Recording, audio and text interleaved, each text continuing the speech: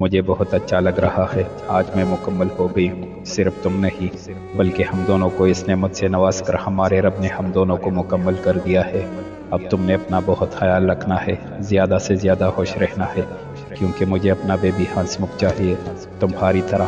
میں تو چاہتا ہوں کہ وہ جب اس دنیا میں آئے تو ہنستا ہوا، اس کی آخری بات پر وہ کھلکھلا اٹھی۔ ایسے ہی ہنستی رہا کرو۔ چلو اب یہ جوس پیو۔ ویسے اب وہ میٹنگ تو نہیں ہو رہی؟ اس نے جوس کا گلاس پکڑاتے فکر مندی سے پوچھا۔ نہیں، اب بہتر ہے، ڈاکٹر کہہ رہی تھی۔ شروع میں ایسا ہوتا ہے، لیکن اگر تم اپنی ڈائٹ کا خیال رکھو گی تو بہت کم ہوگا ایسا۔ اس نے ڈاکٹر کی بات اسے بتائی۔ چلو اب سو جاؤ، آج سارا دن تم نے ریسٹ نہیں کیا، تک گئی ہوگی۔ اسے آرام کرنے کا کہہ کر وہ اٹھنے لگا کہ اس نے ہاتھ سے اسے روکا اور اپنے پاس لیٹنے کا اشارہ کیا۔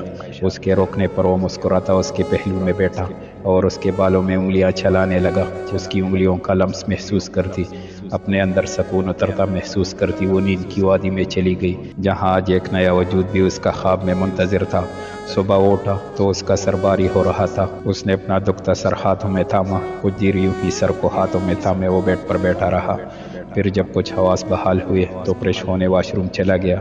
ناشتے پر آہلا نے اسے غیر موجود پایا تو ناشتہ کرنے کے بعد وہ کمرے میں جانے کی بجائے لاؤنج میں اس کے نیچے آنے کا انتظار کرنے لگی، کیونکہ وہ جلد از جلد اب اس معاملے کو رفع دفع کرنا چاہتی تھی۔ جب کافی دیر گزرنے کے بعد بھی وہ نیچے نہیں آیا تو وہ خود اس کے کمرے کی طرف بڑھی۔ اس نے دھڑکتے دل کے ساتھ دروازہ ناک کیا۔ وہ اندر سے ڈر بھی رہی تھی، کیونکہ وہ جانتی تھی اسے کسی کا بھی اس کے کمرے میں یوں آنا پسند نہیں تھا۔ اس لیے وہ ناک کر کے اجازت کے لیے باہر ہی کھڑی رہی، لیکن اندر سے کوئی جواب نہیں آیا۔ اس نے دوبارہ ناک کیا، لیکن پھر وہی خاموشی، دروازہ اندر سے لاک نہیں تھا۔ اس کا اندازہ اسے ہو گیا تھا، جس کا مطلب تھا کہ وہ جاگا ہوا ہے۔ اس نے ہمت کر کے اپنا پاؤں اندر رکھا اور کمرے میں داخل ہوئی۔ پہلے دن کے بعد وہ آج دوبارہ اس کمرے میں قدم رکھ رہی تھی۔ یہ کمرہ بے شک کسی شہزادے کے لیے ہی بنایا گیا تھا۔ اس کا ایک حصہ تو وہ دیکھ ہی چکی تھی، اسے دوسرا حصہ دیکھنے کا بھی تجسس ہوا۔ اس نے دیکھا کمرے میں وہ کہیں بھی نہیں تھا۔ واش روم سے شاور کی آواز آ رہی تھی، کیوں نہ اس کے نکلنے تک میں دوسرا حصہ بھی دیکھ لوں، اس نے سوچا اور اپنے قدم اس کی طرف بڑھائے۔ وہ گلاس وال کے پاس پہنچی تو اس نے احتیاط سے ہوا میں ہاتھ اٹھا کر گلاس وال کو ٹٹولنا چاہا، کیونکہ اس کا اس دفعہ سر ٹکرانے کا کوئی ارادہ نہیں تھا۔ تھوڑی سی کوشش کے بعد اس کا ہاتھ گلاس وال سے ٹکرایا اور وہ واضح ہوئی۔ وہ گلاس وال کو دھکیل کر دوسرے حصے میں گئی، جہاں ایک طرف جم بنائی گئی تھی اور دوسری طرف پینٹنگز اور سکیچز بنے ہوئے تھے۔ اس نے حیرانگی سے انہیں دیکھا، جس کا ہونا اس کے کمرے میں ایک معمولی سی بات تھی، لیکن یہ اس کے لیے حیرانی کا باعث تھے۔ اسے نہیں پتا تھا کہ یہ کڑوس بھی نیچر سے لگاؤ رکھتا ہوگا۔ وہ ہر پینٹنگ کو ہاتھ لگا کر دیکھ رہی اور ساتھ دل میں سراہ بھی رہی تھی کہ دپتن اس کی نظر گلاس وال کے پار ایک حسین دل چو لینے والی منظر پر پڑی۔ وہ مسمرائی سے یک ٹک اس منظر کو دیکھ رہی تھی۔ وہ قدم قدم اٹھاتی اس منظر کی طرف بڑھی۔ اس نے گلاس وال کو دھکیلا تو پھولوں کی تازہ مہک اس کے نتنوں سے ٹکراتی اس کے اندر سرور پیدا کر گئی۔ اس نے آنکھیں بند کر کے ان کی مہک کو اپنے اندر اتارا اور جوتا اتار کر ننگے پاؤں گھاس پر چلنے لگی۔ وہ فوارے کے قریب کھڑی اس سے نکلنے نیلے پانی کو دیکھ رہی تھی۔ اس نے ہاتھ آگے بڑھا کر اس خوبصورت پانی کو اپنے ہاتھ میں قید کرنا چاہا تو وہ نیلا پانی اس کے ہاتھ سے پھسلتا نیچے گر گیا۔ اس پانی کا رنگ بالکل اس کی آنکھوں سے میچ کرتا تھا اور زیادہ تر پھول بھی نیلے اور سفید کلر کے تھے۔ اس سے اس نے اندازہ لگایا کہ اسے نیلا رنگ پسند ہے۔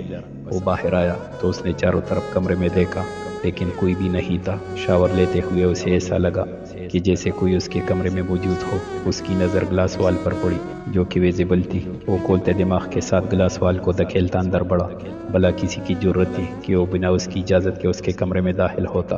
نہ صرف داخل بلکہ دوسرے حصے کی طرف بھی جاتا، جہاں وہ موم کو تو کیا ربی کو بھی نہیں جانے دیتا تھا۔ لیکن گلاس وال کے پار کا منظر اس کے آنکھوں کے ساتھ دل کو بھی چھو گیا، جہاں وہ فوارے کے کنارے بیٹھی ہر چیز سے بے نیاز ہاتھ میں نیلے پانی کو بھرتی، خود پر پھینکتی اور خود ہی کلکلاتی۔ اب اس کے چہرے پر غصے کی بجائے مسکراہٹ تھی۔ وہ ایسا ہی اسے ہمیشہ اپنے پاس، اپنے ساتھ اپنے کمرے میں دیکھنا چاہتا تھا۔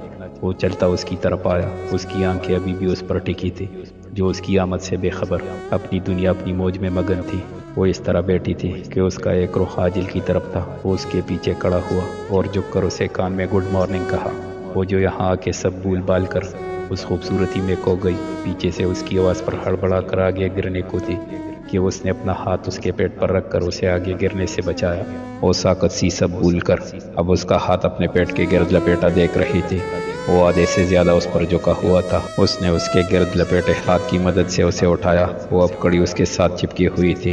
اس کی گرم سانسیں اس کو اپنی پیٹ پر محسوس ہو رہی تھی اور اس کے بالوں سے گرتا پانی اس کے شولڈر پر گر رہا تھا۔ اس نے گھبرا کر اس کی گرپ سے نکلنا چاہا۔ عاجل نے اس کے کسمسانے پر اس کا رخ اپنی طرف کیا تو وہ اسے شرٹ لیس دیکھ کر اپنی نظریں جھکا گئی اور مزاحمت سخت کر گئی۔ عاجل نے ایک ہاتھ سے اسے پکڑا اور ایک ہاتھ اپنے بالوں میں گھمایا تو پانی کے قطرے اخلا کے چہرے پر گرے۔ اس نے اپنی آنکھیں بند کر لی۔ اس کے آنکھیں بند کرنے پر وہ مسکرایا اور اس کی آنکھوں پر جھکا۔ وہ انہیں اپنے لمس سے متعارف کروا گیا۔ اس کے اس عمل پر اخلا کی سانسیں تیز ہوئی۔ ایک پسو تھا جو ان کو اپنی لپیٹ میں لے رہا تھا۔ وہ اس کی آنکھوں سے ہوتا اس کے گالوں پر آیا۔ اس سے پہلے کہ وہ اس کے گالوں پر بھی وہی عمل دہراتا، اخلا نے اپنے دل کو سنبھالتے اسے دھکا دیا تو وہ بھی اس پسو سے باہر آیا۔ اس نے اسے خونخوار نظروں سے دیکھا۔ وہ اسے رخ موڑے اپنا تنفس بحال کرنے لگی جو اس کے پاس آنے سے بگڑ گیا تھا۔ جب اس کا سانس اپنے معمول پر آیا تو اس نے اس کی طرف رخ کر کے اس کی خونخوار نظروں کو نظر انداز کرتے اپنی کہی، مجھے کچھ بات کرنی تھی۔ بات نہیں بلکہ مجھے اپنے اس تھپڑ کی معافی مانگنی تھی۔ میں جانتی ہوں میری بھی غلطی تھی، مجھے اسے بنا سوچے سمجھے ہاتھ نہیں اٹھانا چاہیے تھا، لیکن تم نے بھی اس کا بدلہ لیا مجھ سے۔ لیکن اب میں چاہتی ہوں کہ اس سب کو یہی ختم کر دیا جائے۔ اس کے لیے اگر تم مجھے بھی تھپڑ مارنا چاہو تو مجھے کوئی اعتراض نہیں ہے۔ اپنی بات کہہ کر وہ چپ ہوئی۔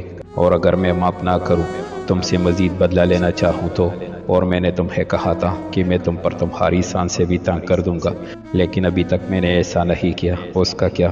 پھر کیا میں اپنی بات سے مکر جاؤں؟ اس نے ابرو اچکا کر پوچھا۔ اس کی بات پر اس نے خوش حلق سے اس کی طرف دیکھا، لیکن اسے شرٹ لیس دیکھ کر پھر نظریں جھکا گئی۔ میں تم سے معافی مانگ تو رہی ہوں، اور میں پلیز اب اپنی زندگی میں سکون چاہتی ہوں۔ پلیز اس بدلے میں کیا رکھا ہے؟ واقعی ٹھیک کہہ رہی ہو تم، اس بدلے میں کچھ نہیں رکھا، لیکن میں اپنی باتوں سے مکرنے والوں میں سے بھی نہیں ہوں۔ ایک کام ہو سکتا ہے جس سے میری بات بھی پوری ہو سکتی ہے اور تمہیں معافی بھی مل سکتی ہے۔ کیسے؟ وہ ایسے کہ تمہیں مجھ سے شادی کرنی ہوگی۔ اس طرح میں تمہاری سانسیں بھی تم پر تنگ کر دوں گا اور بدلہ بھی ختم ہو جائے گا۔ اس نے معنی خیزی سے کہا۔ اس کی بات پر اسے پتنگیں ہی تو لگ گئی۔ ہوش میں تو ہو تم، کیا بولے جا رہے ہو؟ اس نے غصے سے کہا۔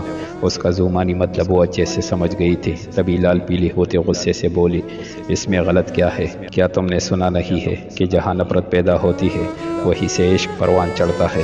اور ہاں، مجھے تم سے محبت ہو گئی ہے، میں تم سے شادی کرنا چاہتا ہوں۔ اس میں میرے خیال میں حرج بھی کوئی نہیں ہے۔ اس نے اس کی نسبت سکون سے کہا۔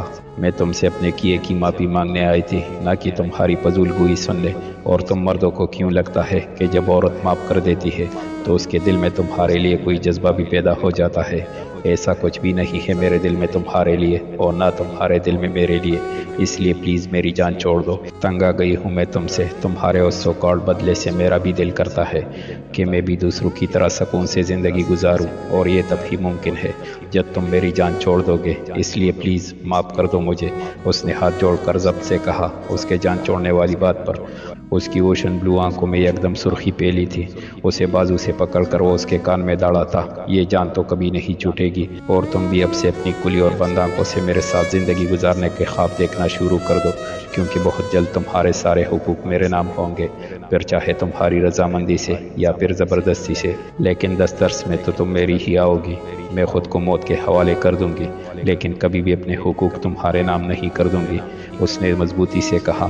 اس کی موت والی بات پر اس نے بے یقینی سے اسے دیکھا۔ اس کے ہاتھوں کی گرپ اس کے بازو پر ڈیلی پڑی تھی۔ اس کی ڈیلی گرپ پر وہ اسے اپنا آپ چھڑوا کر بھاگ گئی تھی۔ وہ وہی گھاس پر گر گیا تھا۔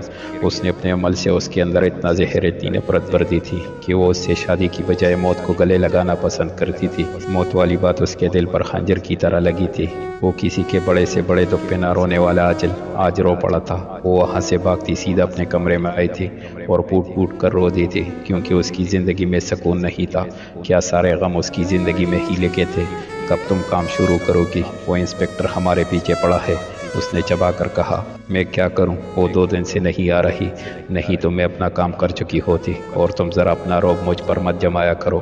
مقابل کے چبا کر کہنے پر اس نے بیرو کے لہجے میں کہا، ناراض کیوں ہوتی ہو؟ میں تو اس لیے کہہ رہا ہوں کہ جتنا جلدی وہ چڑیا ہماری قید میں ہوگی उतनी जल्दी हम उस हाशिम को उसकी कैद से रिहा करवा पाएंगे, क्योंकि उसके पास हीरे है जो कि मुझे चाहिए, तुम्हें नहीं। हमें उस इंस्पेक्टर को तो ये भी बताना होगा कि जिस आदमी को ढूंढ रहा है वो कोई आदमी नहीं बल्कि मैं हूँ। बेवकूफ़ इंस्पेक्टर, दोनों ने कहा लगाया। मैंने गौर किया है कि वो इंस्पेक्टर उस चुड़िया पर नज़र रखे हुए है, इसलिए हमें पहले उसका ध्यान भटकाना होगा, तभी हम कुछ कर सकेंगे। तुम बस उस चुड़िया को कैद करने का सोचो, उस इंस्पेक्टर को मैं देख लेता हूँ। वो लेक्चर लेकर क्लास से निकली थी कि उसे अनाया की परेशान सी आवाज़ अपने बराबर से सुनाई दी। कहाँ थी तुम इतने दिन से? पता है मैं इतनी परेशान हो गई थी। सॉरी यार, वो इमरजेंसी थी जिसकी वजह से मैं नहीं आ पाई। तुम बताओ तुम कैसी हो? मैं ठीक हूँ। सही, अभी कोई लेक्चर है? नहीं, फ्री हूँ। तो चलो कैंटीन चलते हैं। चलो।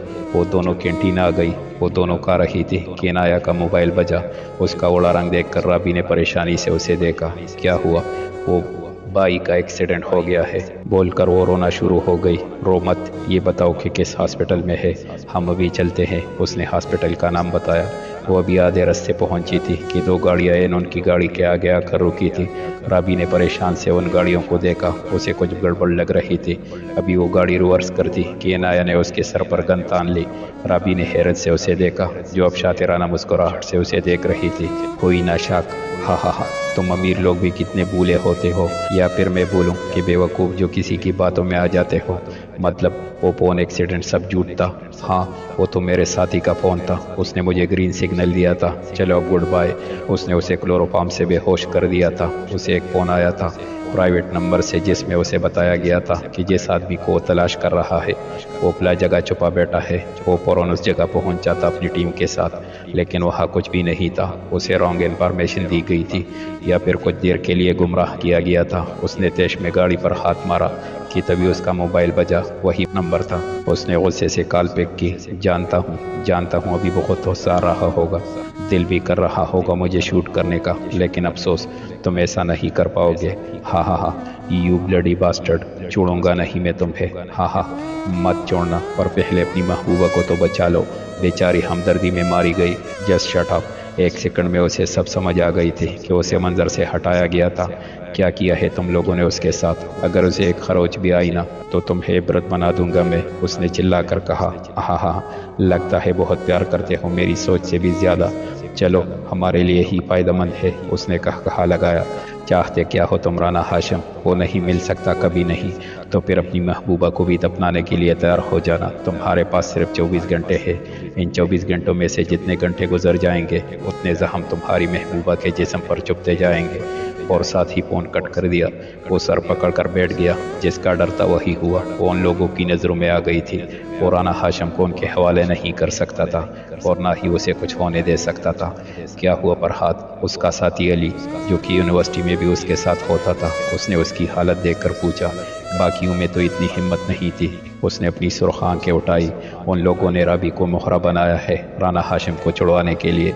ओ माई गॉड, तो क्या वो इस वक्त उन लोगों के कब्ज़े में है? हाँ। उसने सर हिलाया। लेकिन कैसे? तुम तो हर वक्त उस पर नज़र रखे हुए थे। उसके कहने पर उसके कान में दो अल्फाज गूंजे। इनाया। ओ शिट, मैं इतनी बड़ी गलती कैसे कर सकता हूँ? उसने गाड़ी पर हाथ मारा। इस सब में इनाया भी शामिल है, क्योंकि 2 दिन पहले मैंने उसे देखा था उसके साथ, और आज भी। यानी इनाया का उससे दोस्ती करना एक चाल थी। हाँ, हमें कुछ भी करके राबेल को छुड़वाना होगा। अगर उसे कुछ हो गया तो मैं क्या करूँगा? वो उसके गले लगा। कुछ नहीं होगा उसे, हम उसे छुड़वा लेंगे उनकी कैद से सही सलामत। उसने उसकी पेट तक तपाई। उसने अपने सीने पर सर रखकर सोती सोफिया को देखा। उसके माथे पर बोसा देकर उसने एहतियात से उसका सर सरहाने पर रखा और ख़ुद फ्रेश होने चला गया। फ्रेश होकर वो बाहर आया तो अभी भी सो रही थी। वो मुस्कुराता उस तक आया। पहले उसने उसके पेट पर अपना लब रखकर अपने बेबी को वेश किया, और फिर उसके सर पर हाथ रखकर उसे प्यार से जगाने लगा। उसके जगाने पर वो मुँह बसूरती दूसरी तरफ करवट लेकर सो गई, तो वो भी उसे तंग करने का इरादा तर्क करता। एक बार फिर उसके माथे पर बोसा देता, मोबाइल और कीज लेकर नीचे चला गया। सोफिया नहीं उठी अभी तक। बानो बेगम ने उसे अकेला नीचे आते देखकर पूछा। नहीं मामा, शायद कल की तक गई है, और रात को भी उसकी तबीयत ठीक नहीं थी, इसलिए मैंने उसे उठाना मुनासिब नहीं समझा। बिल्कुल ठीक किया तुमने, भी सोने दो, बाद में मैं उसे खुद अपने हाथों से नाश्ता करवा दूंगी। انہوں نے پیار سے کہا تو زینب بیگم نے اپنی بیٹی پر رش کیا جسے اتنا اچھا سسرال ملا تھا۔ چلو تم تو ناشتہ کرو۔ انہوں نے اس کے آگے ناشتہ کیا۔ اس کی آنکھ کھلی تو 10 بج چکے تھے۔ اس نے برابر میں دیکھا تو جگہ خالی تھی۔ وہ جلدی سے فریش ہو کر نیچے گئی تو سب خواتین اپنے اپنے کاموں میں لگی تھی۔ مرد سارے کام پر چلے گئے تھے۔ وہ سیڑھیاں اترتے ہی نیچے گئی۔ چاچی، طلحہ نے ناشتہ کیا تھا؟ اس نے کچن میں داخل ہو کر پوچھا۔ ہاں کر کے گیا ہے، اور ساتھ مجھے یہ آرڈر بھی دے کر گیا ہے کہ تمہیں بھی کروا دو اپنی نگرانی میں۔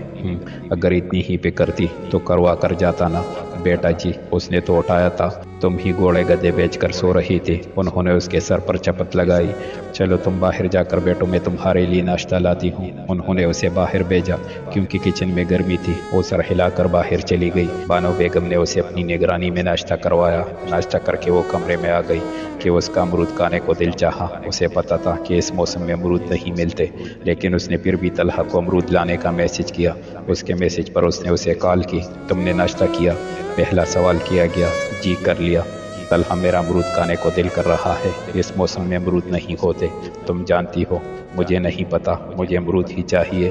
اس نے ضد کی۔ ٹھیک ہے، اس نے حامی بھری۔ اس نے سوچا کہ وہ گھر جا کر اسے بولے گا کہ نہیں ملے۔ وہ نماز پڑھ کر مروہ کی قبر پر فاتحہ پڑھ کر قبرستان سے نکلا تھا کہ ایک وجود دیوار کے ساتھ بیٹھا ہوا تھا۔ اس نے اس کالی چادر میں مکمل طور پر چھپے وجود کو تعجب سے اس جگہ دیکھا۔ نہ جانے کیا سوچ اس کے دماغ میں آئی کہ وہ اس وجود کے پاس گھٹنوں کے بل بیٹھا اور اس کا کندھا ہلایا۔ اس وجود کے جسم میں جنبش ہوئی اور اس نے اپنی ڈری سہمی ہرنی آنکھیں اٹھا کر ہلانے والے کو دیکھا تو وہ خوف سے سمٹ گئی۔ اس نے اپنے گرد بازو کا گھیرا تنگ کر دیا۔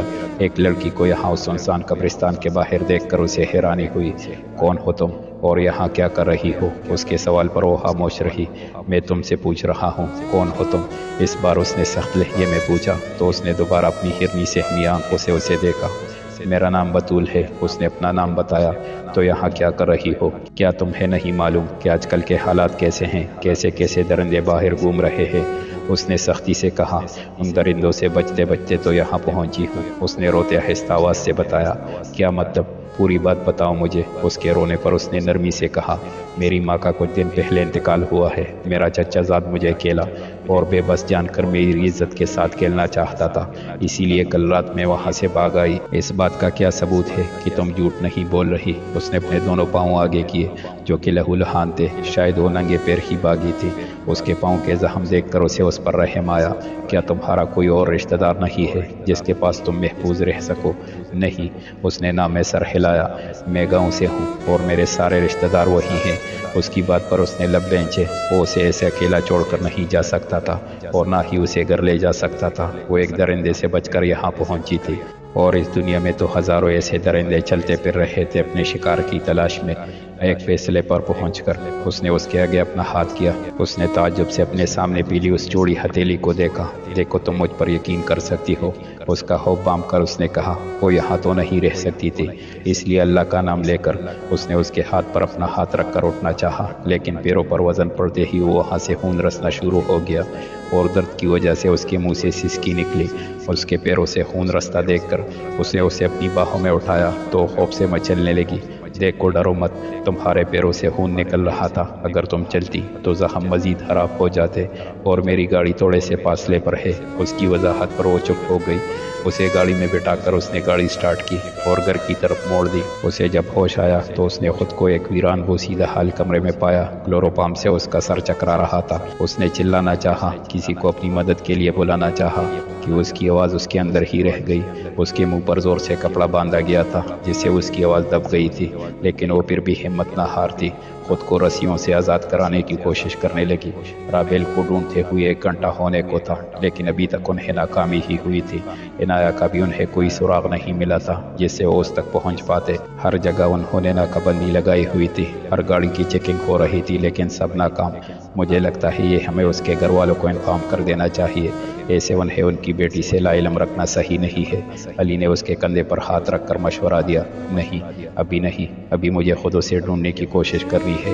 اگر میں ناکام ہوتا ہوں تو انہیں بتا دوں گا میں، اور DIG سر کا کہنا بھی ہے کہ ابھی انہیں لا علم رکھنا ہی بہتر ہے۔ لیکن ہم ساری ایسی جگہوں پر دیکھ چکے ہیں جہاں ان کے ہونے کا خدشہ تھا۔ ساری گاڑیاں چیک کی جا رہی ہے لیکن ابھی تک ہمیں ایک بھی سراغ نہیں ملا جس سے ہم ان تک پہنچ سکے۔ ناکہ بندی کا کوئی فائدہ نہیں ہے کیونکہ وہ جہاں اسے رکھنا چاہتے تھے وہ اسے وہاں پہنچا چکے ہوں گے، اور فوٹیج میں بھی وہ اپنی گاڑی میں جاتی دکھائی دی ہے اور اس کی گاڑی بھی نہیں ملی۔ اس سب سے یہ معلوم ہوتا ہے کہ وہ لوگ پہلے ہی پلاننگ کر چکے تھے۔ اب ہمیں رانا ہاشم سے ہی کچھ معلوم ہو سکتا ہے، وہ لوگ کیوں اس کی رہائی چاہتے ہیں، وہ لوگ اس کے لیے اتنا رسک لے رہے ہیں، تو یقیناً وہ لوگ اس کے وفادار ہوں گے یا پھر ان کا کچھ مقصد۔ وہ خود کو رسیوں سے آزاد کرانے کی کوشش کر رہی تھی کہ زوردار جھٹکے سے دروازہ کھلا تھا۔ عنایا اسی لڑکے کے ساتھ کھڑی اسے مسکرا کر دیکھ رہی تھی۔ انہیں دیکھ کر اس نے کچھ کہنا چاہا تو اس کے پاس آئی اور اس کے منہ سے کپڑا ہٹایا۔ مجھے کیوں کڈنیپ کیا ہے؟ کیا بگاڑا ہے میں نے تمہارا؟ اس نے اپنا قصور جاننا چاہا۔ تم نے نہیں، لیکن تمہارے اس عاشق نے تو بگاڑا ہے۔ آج اگر رانا ہاشم باہر ہوتا تو وہ ہیرے ہمارے پاس ہوتے، لیکن اس انسپیکٹر نے سب خراب کر دیا۔ اب وہ تم سے پیار کرتا ہے تو تمہارے لیے اس رانا ہاشم کو تو چھوڑ ہی سکتا ہے۔ چلو اب تمہارے عاشق کو تمہارا دیدار کرواتے ہیں۔ بیچارہ اداس ہو گیا ہوگا۔ اس کے موبائل پر پھر وہی نمبر جگمگایا۔ اس نے فوراً کال پک کی۔ 1 گھنٹہ ہو چکا ہے اور تم نے ابھی تک رانا ہاشم کو ہمارے حوالے نہیں کیا، تو پھر ایک ڈیمو تو بنتا ہے۔ کہتے اس نے موبائل کا کیمرہ رابیل کی طرف کیا اور ایک ہاتھ گرم راڈ اس کے بازو پر لگایا جس سے رابیل کی چیخیں نکل گئی۔ یہ دیکھ کر فرحاد نے ضبط سے آنکھیں میچی۔ اس کا دل کیا وہ ابھی ان کا سر کچل دے، جبکہ دوسری طرف اسے ان کا قہقہا سنائی دیا۔ بس ایک دفعہ میرے ہاتھ لگ جاؤ، پھر میں تمہیں اسی دنیا میں دوزخ کی سیر کرواؤں گا۔ سیر بھی کروا لینا، لیکن پہلے ہمیں ڈھونڈ تو لو۔ اور یہ تو ابھی صرف ایک ڈیمو تھا۔ جتنے گھنٹے ہمیں انتظار کرواؤ گے اتنے ہی زخم اسے اپنے جسم پر برداشت کرنے پڑیں گے۔ اب یہ تم پر ہے کہ تم اپنی محبت کو چنتے ہو کہ وردی کو۔ کال ٹریس ہوئی؟ اس نے علی سے پوچھا جس نے نام سر ہلایا۔ وہ ایک پرائیویٹ نمبر تھا، ٹریس کرنا مشکل تھا۔ میری بات مان لو اور اس کے گھر والوں کو بتا دو۔ اس نے مصطفیٰ صاحب کو کال کی۔ مصطفیٰ صاحب جو ایک میٹنگ میں بیزی تھے کہ اپنے سیکریٹری کی مداخلت پر وہ ایکسکیوز کرتے میٹنگ روم سے باہر آئے۔ سر، انسپیکٹر فرحاد کی کال ہے۔ سر، معذرت کہ آپ کو ڈسٹرب کیا، لیکن کیا آپ اس وقت اپنے بیٹے کے ساتھ پولیس اسٹیشن آ سکتے ہیں؟ جی، لیکن خیریت کس سلسلے میں؟ مروہ والا کیس تو سالو ہو چکا ہے۔ انہیں لگا شاید وہ پچھلے کیس کے لیے بلا رہا ہے۔ جی سر، وہ حل ہو چکا ہے۔ آپ پولیس اسٹیشن تشریف لائیے، میں آپ کو تفصیل سے بتاؤں گا۔ کال بند کر کے انہوں نے عاجل کو کال کی۔ عاجل جو اس کے جانے کے بعد اسے وہی بیٹھا ہوا تھا۔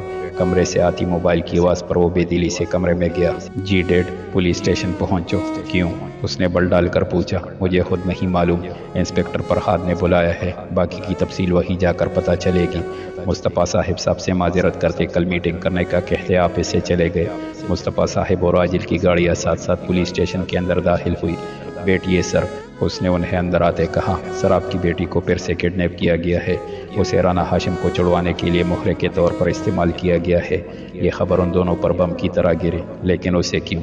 اس کا اس سے کیا تعلق؟ عاجل نے ضبط سے سردواز میں پوچھا۔ فرحاد کو پتا تھا کہ یہ سوال ضرور اٹھایا جائے گا، اس لیے وہ پہلے سے ہی خود کو تیار کر چکا تھا سچ بتانے کے لیے۔